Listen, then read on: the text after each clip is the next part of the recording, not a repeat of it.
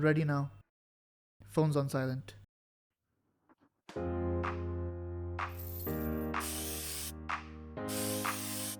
The story behind the name Jijo. Honestly, even I don't know that well. Because apparently it means the power of the sun in a Japanese dialect. Not the Japanese language, but a Japanese dialect. So somebody, when I was born, named that, okay, Jijo is gonna be your name. And it was not given by love, it was not, some people have like, those love like Golu, Molu, Sholu, and there's some people have Chutki, people have random names like that. So for me, it was just like, your name is Jijo. Till date, I promise you, I have not met anybody named Jijo.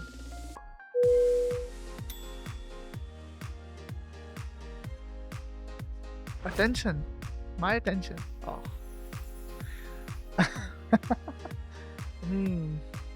Wait, are you asking about okay, anybody? Okay. I would say the number one thing would be food. A good biryani. Good biryani. Chicken or a mutton biryani. Immediately.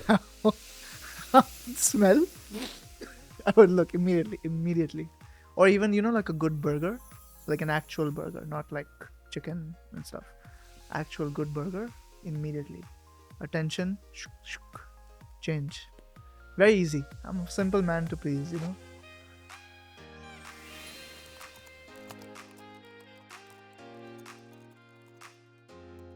Yes, I am the first in my family, but I come from a family of huge creativity. So even though they have not pursued art fields back in the day, because science was mainly, what people wanted, but all of my mother's side, from my father's side, everybody was pure, just gushing in creativity.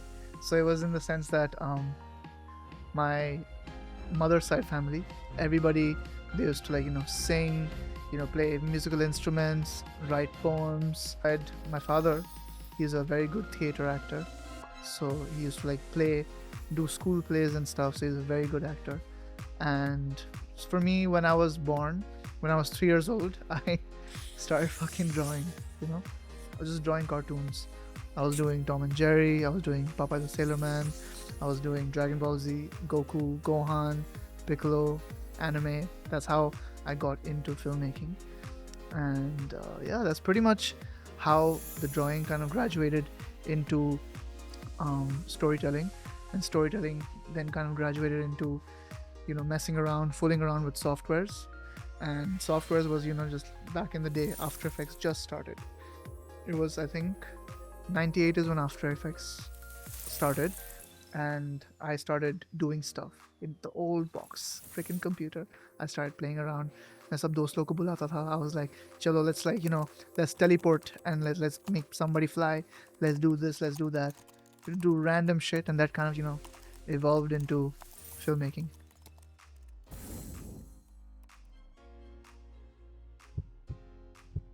Heart. One character stole my heart, and that is Marco from the series called Ping Pong. Marco is a character that he has always gotten what he wanted. He was a champion. His father is, the king of federation of the entire sports academy. So he's always played good. He's always lived in big mansions. He's always lived lavishly. He's always had girls around. He's been fucking around. He's been drinking a lot. He's like the bachelor life epitome. So now, the thing about Marco is, he faced a challenger whose name was Tobo, and Tobo was an underdog. ठीक है, उसके पास कुछ नहीं था. And Tobo beat him in a final match. So Marco got super depressed. He got into drugs, he got into depression, he got into anger issues, he broke up with his girlfriend dumped him, some just everything just went down. And Marco was just really sad, and then he went to a point where and his mom was not alive. His mom died a long time ago. And his father was the only one who was there, and he couldn't take the depression, so he committed suicide. And he jumped off a cliff. And somehow, by some miracle, he was saved. And then he kind of stumbled upon a monastery. a monastery where he learned to calm himself. He learned to embrace his anger, embrace his depression, understand and embrace life, the joys of life, living today, living it, enhancing and just feeling the moment, each presence of the universe. He felt those things. And then he elevated through that, he elevated his game even more in practice. So the reason why I'm telling you this story is because Marco is a person who has been happy, who has went through depression, hit rock bottom, and then come back up. So he has faced every single phase of life. And which is why I really connect with him, in the sense that you have everything at some point, you have nothing at some point, and then you don't know anything at some point, and then you know everything at some point.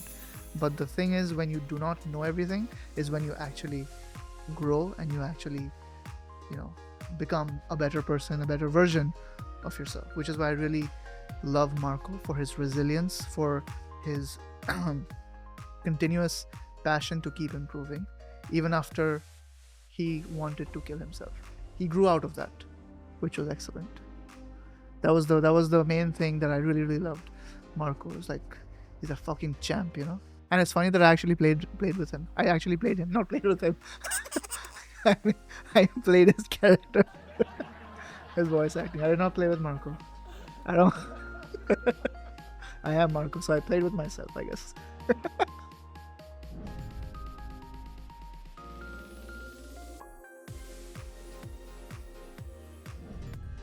What the fuck? Okay, so you start from this.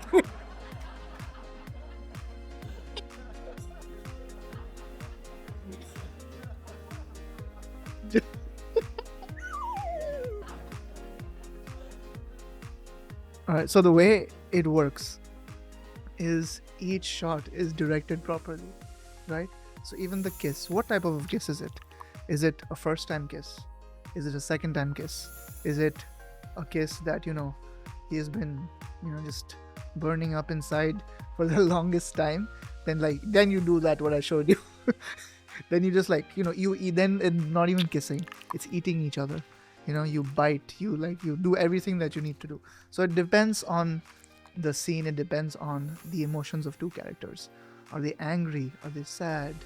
Is it revenge? Is it, love? Is it something else? So it's different, but yes. Usually there's one thing I can tell you, those kind of films is different. If it's a regular film, ideally, the rule is no tongue. No tongue. But if the passion is required by that character, then it's lickety lick. I hope whoever asked this question, because that person did not mention on Instagram their tag, so I cannot tag you, my friend, but I hope your research is complete. I tell my students, once you know the rules, you should break them. But then that sometimes I don't do it myself. I don't break the rules enough. I feel like I should break rules more. Do something out of the box, do something crazy. Do something completely different. Fuck 3-point lighting, fuck 2-point lighting, fuck hairline, fuck backlight, fuck everything, Just do straight light, just like that. What's the worst that can happen? Make it look good. Think about the story, man. Think about the story. So I feel I need to do that more. I need to break rules more. Sometimes I get into the whole aspect of following cinematic rules too much. I tell people, let's break rules, let's do this, let's do that, but I don't follow that myself as much. So I believe I should do that more. Who are asking these questions? Alright. Rumor is true. Very, very true. It's something. It's something big. Fat. Round.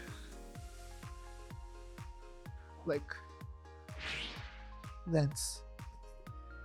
50 millimeters. Focal length. And if you twist it, it grows big. You're a stupid question. Who is even asking these questions, man? Is there like an Instagram tag to this or no? Wow. Yes, I'm carrying a big fat round lens. Rumor is true, my friend.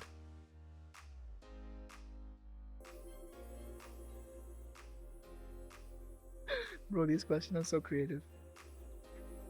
I have something better. Now, my preference, always, if I want to see a lot of it, a lot of subjects, objects, I want to focus on everything at the same time, entire frame, keep it wide, always. But what's funny is, if I want to focus on a particular point, maybe a screw or maybe a palette, paintbrush, I like to go way close and just focus on that particular point. Insert. So I like both. I like it extremely tight and I like it extremely wide. Sometimes I play around with both and see which one fits my emotion properly. What drives me to be the best? Yes, honestly, live life. For me, life is extremely precious. I live by the mantra of living in the present. I love just honing in my senses, honing in the moments of life. And for me, it's just I want to enjoy each moment and I want to capture. And I'm a man who lives with no regrets. Whatever happens in life, good, bad, I like to live with it. I feel like it has given me a moment to learn everything. So whatever happens, whoever I am is because of my past. And I'm proud of that. And yes, I've made mistakes. We all have. We're human beings. But there's nothing I regret. So the fact that whatever time we have, because we don't know whether I'm living today, dying tomorrow, how many days we have in this life. So enjoy, embrace each and every fucking moment. I really truly believe that. So for me, give 100%, give 2000% in what I have to do. So for me, it's just literally very cliche, bro. Like very, very cliche is living like life itself. Makes me drive to be my best because I only focus on one thing, which is trying to be better than who I was yesterday. They say, right, that comparison is the thief of joy. So I compare myself to myself and I just want to keep going and going and going and live life to the freaking fullest. Oh, I like this question. So I believe that being busy has nothing to do with being responsive. I believe you are responsive if that person is your priority. If that thing is your priority, you are responsive. I know people who are billionaires, who are extremely, extremely wealthy, who have a lot going on their plate, who are really, really busy people. I know a lot of people like that. But whenever I text them, whenever I, talk to them, they're responsive like that. So when people say I'm busy, I'm busy, I'm busy, I'm busy, and they're not, it's just not in their priority. That's it. Everybody's busy. Everybody has the same bloody 24 hours in a day. It's just your priority is not there. That is why you're not responsive. It has nothing to do with how busy you are. You can have 2 jobs, 5 kids, studying, and still have a social life. I know people like that. And then you have a person having 1 job but never responds on time. So it's all priority. It's all what you feel and what you want to give to the outside. I believe I'm responsive to the people, to the things that I care about, which is why it may seem that, Jijo is always available, is because I care about that particular human being or I care about that particular project, thing, whatever. That is how I like to change and, alter my thought process. Is I focus on priorities. I don't focus on time as much. I like to balance everything out.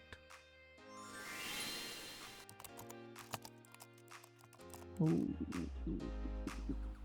Wow. That's one. Wow. Second would be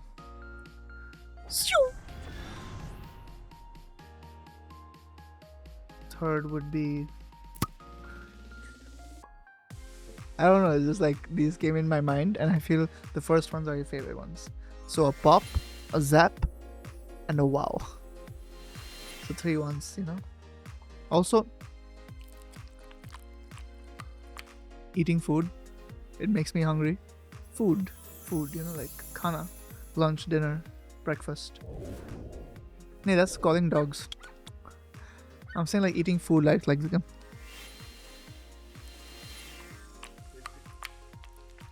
yeah, something like that. But that's like number four, I would say.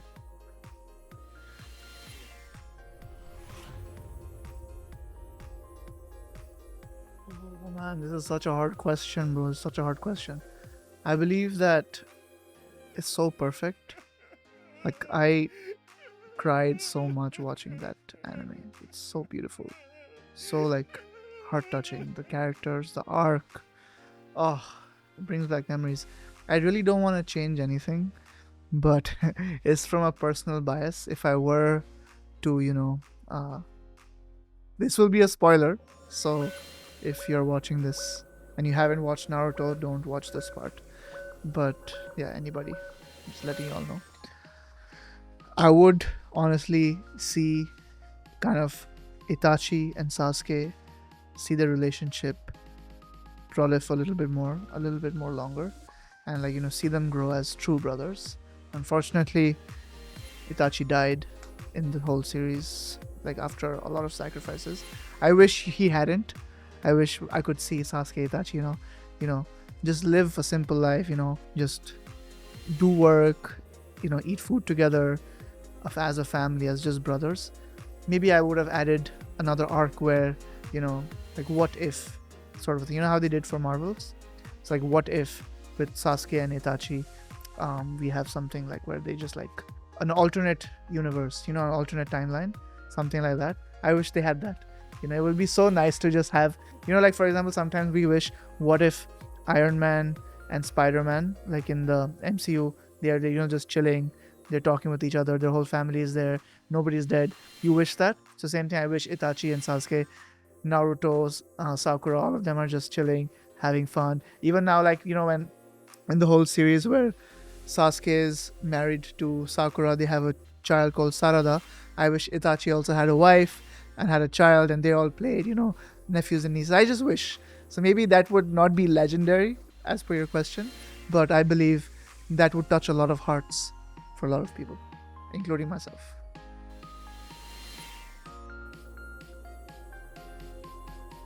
I feel an anime character that hides behind bushes.